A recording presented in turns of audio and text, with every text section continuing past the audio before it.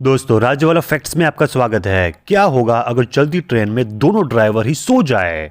दोस्तों मधुमक्खियां डंक मारने के बाद क्यों मर जाती है? दोस्तों इंडियन आर्मी तेंदुए के पेशाब को क्यों साथ में रखती है? फिल्मों में दिए गए सर्टिफिकेट का क्या मतलब होता है? ऊंट को जहरीला सांप क्यों खिलाया जाता है? आज का वीडियो बहुत ही इंटरेस्टिंग होने वाला है, तो वीडियो को अंत तक जरूर देखना। दोस्तों अगर चलती ट्रेन का ड्राइवर सो जाए तो क्या होगा? लंबे रास्ते वाले जो ट्रेन होती है उनमें ड्राइवर और असिस्टेंट ड्राइवर दोनों होते हैं। अगर ड्राइवर को कुछ होता है तो असिस्टेंट ड्राइवर ट्रेन को हैंडल करके स्टेशन तक पहुंचाता है। अब आपके मन में सवाल आया होगा कि किसी कारण से अगर दोनों ड्राइवर सो जाए तब क्या होगा? इसी को ध्यान में रखते हुए रेल के इंजन में एक ऐसी डिवाइस लगाई जाती है, यदि कुछ समय तक रेल के इंजन में कोई हरकत ना की जाए तो यह मशीन कुछ समय बाद ट्रेन में इमरजेंसी ब्रेक अप्लाई कर देती है। ट्रेन के इंजन में VCD डिवाइस लगी होती है, जिसका पूरा नाम विजिलेंस कंट्रोल डिवाइस है,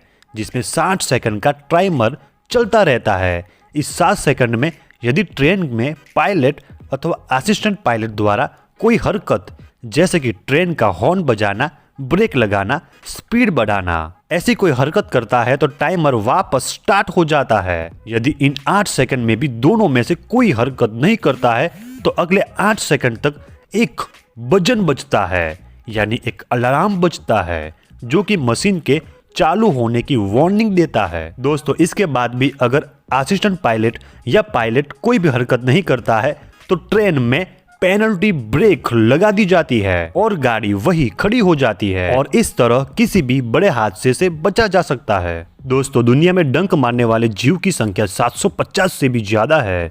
हर जीव अपने आप को बचाने के लिए डंक का प्रयोग करता है। बहुत सारे जीव ऐसे होते हैं जो अपने डंक का प्रयोग कई बार कर सकते हैं, यानी कि वह एक से अधिक बार किसी को डंक मार सकते हैं, जबकि मधुमक्खियां ऐसा नहीं कर सकती। मधुमक्खी सिर्फ एक ही बार डंक मार सकती है, यानी कि एक मधुमक्खी आपको एक ही बार डंक सकती है।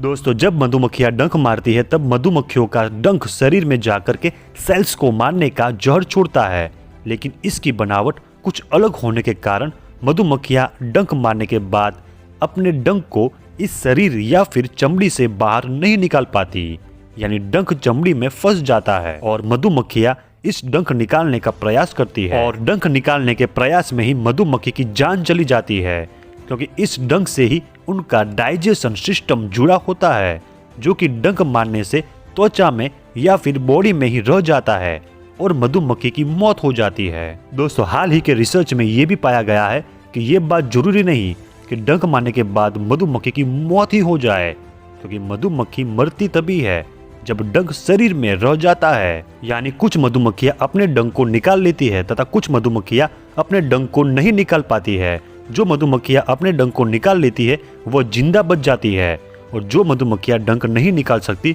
वो मर जाती है। दोस्तों इसलिए मधुमक्खी के काटने के बाद काटने वाली जगह पर एक बार डंक को चेक कर लेना चाहिए। यदि डंक त्वचा में रह जाता है तो 10 मिनट तक वो डंक अपना जहर छोड़ता रहता है। दोस्तों हाल ही में इंटरनेट पर एक वीडियो जमकर वायरल हो रहा था। ऊंट को 3-4 लोग सांप खिला रहे थे। ऊंट को जहरीला सांप क्यों खिलाया जाता है? दोस्तों ऊंट को एक ऐसी अजीबोगरीब बीमारी हो जाती है जिसकी वजह से ऊंट खाना पीना या हर चीज छोड़ देता है। दोस्तों इस बीमारी से इस जानवर के शरीर में एक तरह का जहर बनने लगता है। अगर इसका सही वक्त पर इलाज ना किया जाए तो इस जानवर की मौत भी हो सकती है। इस बीमारी से बचने के लिए वहाँ के लोग ऊंट को जहरीला सांप खिला देते हैं। जैसे ही सांप के जहर का असर खत्म होता है तो ऊंट को बहुत जबरदस्त भूख और प्यास लगती है, जिसके बाद यह रेगिस्तानी जानवर बहुत ज्यादा मात्रा में पानी पी लेता है, लेकिन फिर भी इनकी प्यास नहीं बुझती और यह बार बार पानी पीता है, जिसके कुछ ही दिनों के बाद बीमारी पूरी तरह से खत्म हो जाती है, जिसके बाद यह एकदम से तंदुरुस्त हो जाता है। दोस्तों ऊंट को सांप इसलिए खिलाया जाता है ताकि उसकी बीमारी ठीक हो जाए। दोस्तों जब भी इंडियन फोर्स किसी गुप्त मिशन पर जाता है तब इंडियन फोर्स तेंदुए के पेशाब को साथ लेकर जाते हैं। दरअसल ऐसा इसलिए किया जाता है क्योंकि किसी भी गुप्त मिशन को सबसे ज्यादा खतरा कुत्तों से होता है, क्योंकि अगर कुत्ते मिशन के आसपास होते हैं तो वो इंसान की गंध सूंघकर भौंकना शुरू कर देते हैं और दुश्मन को सावधान कर देते हैं। अब बात यह है कि तेंदुआ अक्सर कुत्तों पर हमला करता है और तेंदुए से डरकर कुत्ते उस इलाके से दूर रहते हैं जहां उनकी गंध हो। इसलिए इंडियन फोर्स तेंदुए के पेशाब को साथ लेकर जाती है। सर्जिकल स्ट्राइक में भी इंडियन फोर्स ने तेंदुए के पेशाब का यूज किया था, जहां भारतीय फोर्स की टुकड़ियां तेंदुए का मल मूत्र लेकर गई थी और तेंदुए का मल मूत्र को उसी गांव के बाहर छिड़क दिया था और यह काम भी करने लगा था। दोस्तों, भारतीय फोर्स का यह फॉर्मूला आपको कैसा लगा कमेंट में जरूर बताइए। दोस्तों, फिल्मों में दिए गए सर्टिफिकेट का क्या मतलब होता है? दोस्तों, भारतीय सेंसर बोर्ड भारत में फिल्मों को सर्टिफिकेट देता है, अर्थात यह उन सभी फिल्मों को सर्टिफिकेट देता है जो जनता के बीच में दिखाई जाती है। सेंसर बोर्ड के द्वारा सर्टिफिकेट दिए जाने के बाद ही फिल्म को रिलीज किया जा सकता है। केंद्रीय फिल्म प्रमाण पत्र बोर्ड यानी CBFC या भारतीय सेंसर बोर्ड वर्तमान में 4 तरह के सर्टिफिकेट जारी करता है।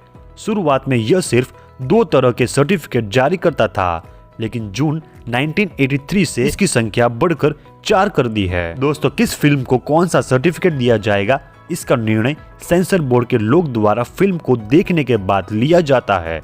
यह सर्टिफिकेट फिल्म शुरू होने से पहले 10 सेकंड के लिए दिखाया जाता है, जिनमें U/A, AS कई तरह के फिल्म सर्टिफिकेट होते हैं। दोस्तों, जिन फिल्मों को U सर्टिफिकेट मिलता है उन फिल्मों को सभी आयु वर्ग के लोग यानी सभी व्यक्ति देख सकते हैं। उनमें किसी तरह की अश्लील सामग्री, हिंसा और गालियां नहीं होती। इस सर्टिफिकेट की फिल्म को पूरी परिवार के साथ बैठकर देखा जा सकता है, जैसे हम आपके हैं कौन, भाग मिल्खा भाग और बागबान जैसे फिल्मों में U सर्टिफिकेट दिया जाता है। और दोस्तों, U और A वाले सर्टिफिकेट वाली फिल्मों में कुछ दृश्यों में हिंसा, अश्लील भाषा या यौन संबंधित सामग्री हो सकती है। इस श्रेणी की फिल्म केवल 12 साल से बड़े व्यक्ति ही देख सकते हैं, जैसे कि बाहुबली, ये जवानी है दीवानी, यानी ऐसे फिल्मों को UA सर्टिफिकेट मिलता है। ऐसे प्रकार की फिल्म केवल 12 साल से बड़े व्यक्ति ही देख सकते हैं। अब बात करते हैं A सर्टिफिकेट। A सर्टिफिकेट उन फिल्मों को दिया जाता है जो अश्लील होती है और ऐसी फिल्म सिर्फ 18 साल या उससे अधिक उम्र वाले व्यक्ति ही देख सकते हैं, जैसे कि डर्टी पिक्चर, जिस्म 2। अब बात करते हैं S सर्टिफिकेट। S सर्टिफिकेट यह एक विशेष श्रेणी है और यह उन फिल्मों को दी जाती है जो विशिष्ट दर्शकों जैसे कि इंजीनियर या डॉक्टर जैसी फिल्में बनी हो और उनको देख सके। दोस्तों, क्या आपने कभी ये सोचा है कि पानी और दूध की तरह अगर पेट्रोल को भी फ्रिज में रख दिया जाए तो क्या होगा? क्या वह भी बर्फ में बदल जाएगा? दोस्तों, तरल पदार्थ के 3 अवस्था होती है, ठोस, द्रव्य और गैस। कोई भी तरल पदार्थ जिस अधिकतम तापमान पर जाकर उबलना शुरू हो जाता है उसे उसका बॉइलिंग पॉइंट कहते हैं, और जिस न्यूनतम तापमान पर जाकर वह जमना शुरू हो जाता है उसे उस द्रव्य का फ्रीजिंग पॉइंट कहते हैं। किसी भी तरल पदार्थ का बॉइलिंग और फ्रीजिंग पॉइंट उसमें मौजूद तत्वों पर आधारित होता है, यानी पानी, दूध, खाद्य तेल, क्रूड ऑयल, इन सब में फॉर्मूले अलग अलग होते हैं। इनका बॉइलिंग पॉइंट और फ्रीजिंग पॉइंट भी अलग अलग होता है। दोस्तों, पेट्रोल का फ्रीजिंग पॉइंट फॉर्मूला CnH2n+2 होता है। यह मुख्य रूप से कार्बन और हाइड्रोजन का यौगिक है। इसका फ्रीजिंग पॉइंट पानी की अपेक्षा काफी नीचे होता है। पेट्रोल का फ्रीजिंग पॉइंट -60 डिग्री सेल्सियस होता है, यानी पेट्रोल को -60 डिग्री तक ले जाया जाए तो उसका बर्फ जमना शुरू हो जाएगा। लेकिन अभी तक किसी भी कंपनी ने ऐसा कोई फ्रिज नहीं बनाया है जो -60 डिग्री सेल्सियस तक जाता हो। दोस्तों, आपको कौन सा फैक्ट्स अमेजिंग लगा कमेंट सेक्शन में जरूर लिखिए, और ऐसे ही फैक्ट्स को जानने के लिए मेरी YouTube चैनल राजेवाला फैक्ट्स को सब्सक्राइब जरूर करें। आप सभी का दिल से धन्यवाद।